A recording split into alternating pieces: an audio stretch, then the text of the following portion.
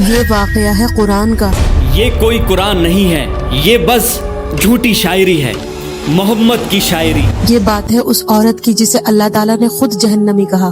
محمد کے درد سے مجھے سکون ملتا ہے. غلاموں، یہ کانٹے اس کے گھر کے سامنے بچھا دو. یہ کہانی ہے اس انسان کی جس نے ہمارے نبی کو برے بازار میں رسوا کیا. مکہ والو، اس کی بات مت سننا، یہ میرا بھتیجا محمد ہے اور یہ دیوانہ ہے، دیوانہ. وہ دیکھو پاگل آدمی. یہ الفاظ ہے سورہ لہب کے. تبت یدا ابی لہب وتب. سنا ابو منال، اللہ نے ابو لہب کا نام لے کر سورہ نازل کی ہے. خدا کی پناہ ہے بھائی. کون تھی ام جمیل جس کا ذکر اللہ تعالیٰ نے قرآن میں کیا؟ ابیہ باجی، سنا آپ نے؟ کون سی بات؟ ام جمیل کا ہار اس کے گلے کی رسی بنے گا آخرت میں. تو ایسا کیا کیا ان دونوں نے جو اللہ سبحانہ و تعالیٰ نے ان پر سورہ لہب نازل کی؟ اس کا اللہ ہمیں آگ کا عذاب دے گا. کہتا ہے میں لکڑیاں اٹھاؤں گی اپنے سر پر. وامرأته حمالة الحطب في جيدها حبل من مسد. سورہ لہب مکہ میں اس وقت نازل ہوئی جب ابو لہب نے ساری حدیں پار کر دی. وہ ہمارے نبی کو پریشان کرتا، ان کو تکلیفیں دیتا، ان کو رسوا کرتا. میرے بھتیجے نے باپ دادا کا مذہب چھوڑ دیا ہے، کہتا ہے اس ایک خدا کو مانو. اس سے گھٹیا بات میں نے آج تک نہیں سنی. تعجب ہے. یہ بات تو کرنے مگر اس کی شروعات تب ہوئی جب مکہ کی سورج کی کرنیں زمین کو چوم رہی تھی. مگر اس وقت کوئی تھا جو صفا کے پہاڑ پہ چڑھ رہا تھا. وہ پہاڑ پر کون ہے؟ محمد. یہ وہ پہاڑ تھا جس پر چڑھ کر مکہ والے ایک دوسرے کو اکٹھا کرتے. صفا کے پہاڑ پہ چڑھ کر اللہ کے نبی نے گہری سانس لی اور پکارا، یا صباحا. لگتا ہے کوئی مصیبت آئی ہے. یہ اذان نہیں تھی، نہ کسی سوداگر کی صدا. اس کا مطلب تھا، اے لوگوں اٹھو اور میری بات سنو، تم پر ایک خطرہ آنے والا ہے.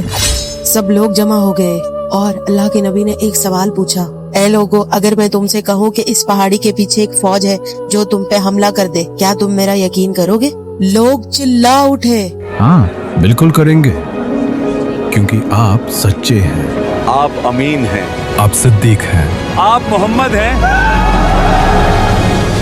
اور اللہ کے نبی نے کہا، میں تمہیں خبردار کرتا ہوں اس آنے والے عذاب سے جو بڑا سخت ہے، اور عبادت کرو اس رب کی جو پوری کائنات کا رب ہے. اور یہ بات سن کر وہاں پر سناٹا چھا گیا. یہ کیا کہہ رہے ہیں؟ تعجب ہے. یہ بات تو کرنے تو کیا اپنے باپ دادا کا دین چھوڑ دیں؟ اپنے خداؤں کو ناراض کر دیں. اور پھر ایک آدمی کھڑا ہوا، غصے اور نفرت سے بھرا ہوا. بھتیجے، تبن لکا علی حازا جمعتنا. کیا ناش ہو تیرا، ٹوٹ جائیں تیرے ہاتھ. کیا تو نے ہمیں اسی لیے یہاں جمع کیا ہے؟ یہ آدمی کوئی اور نہیں بلکہ رسول اللہ کا چچا تھا. اس کی بددعا آسمان سے ٹکرا کے اسی پر آ گری. اس کے نصیب میں جہنم کا عذاب ہمیشہ کے لیے لکھ دیا گیا.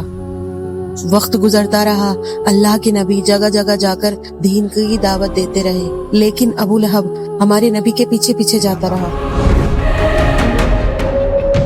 اب یہ کون سی نئی شاعری لے آیا ہے؟ یہاں تک کہ وہ بازار کے لڑکوں کو ہمارے نبی کے پیچھے لگاتا اور کہتا کہ نبی کے پتھر مارو. مارو مارو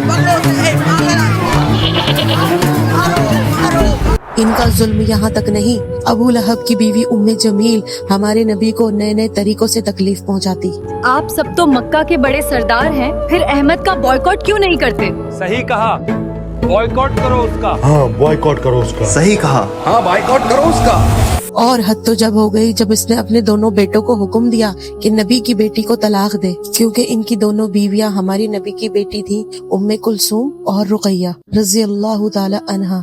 تمہارا چہرہ بھی مجھ پر حرام ہے اگر تم نے اپنی بیویوں کو طلاق نہیں دیا. بابا ہم آج ہی انہیں طلاق دیتے ہیں.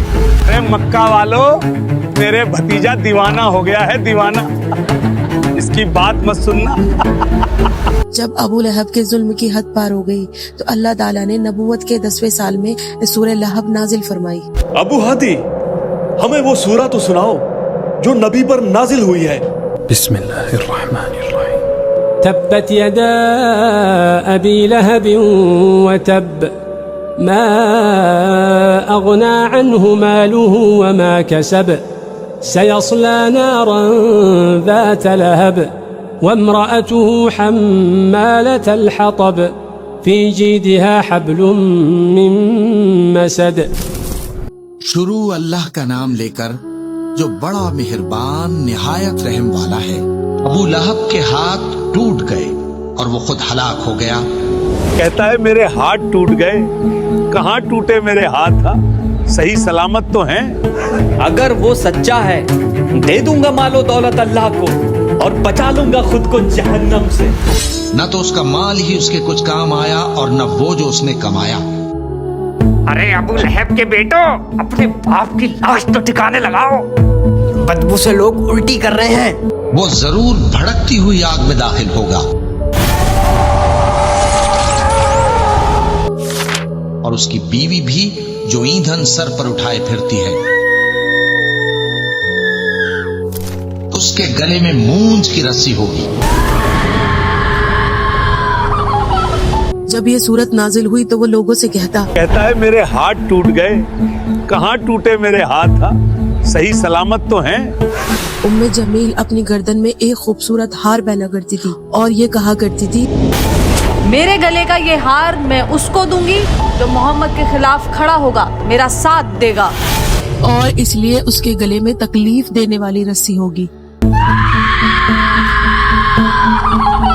اور یہ تھی سورہ لہب کی ایکسپلینیشن۔ ایسی اور اسلامک نالج کے لیے میرے پیج کو سبسکرائب ضرور کر لینا۔ جزاک اللہ۔ تبت يدا أبي لهب وتب